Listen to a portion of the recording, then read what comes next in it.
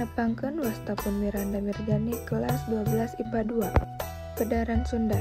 Pedaran Sunda nyaeta wacana nu eusina ngajentrekeun tur medarkeun kagiatan nu geus mangtaun-taun sarta jadi hiji kabiasaan dina diri urang Sunda bod segi prosesna jeung tujuanna.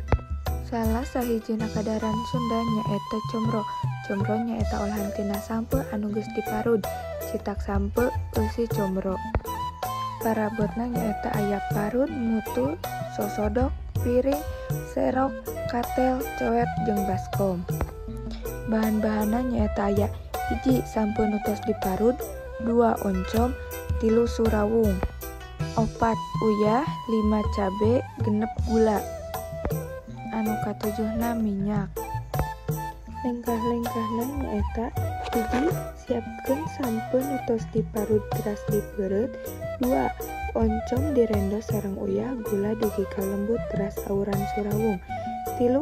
Citak sampe nu tos diparut, teras eusian ku oncom nu tos direndos, teras dicitak deui dugi ka ngabentuk. 4. Goreng combro nu tos dicitak tadi dugi ka warnana semu kacoklatan, teras dijait kana serok, teras disimpen kana piring. Sakitu wae nu tiasa kusim kuring dipikahatur, hatur nuhun. Wassalamualaikum warahmatullahi wabarakatuh.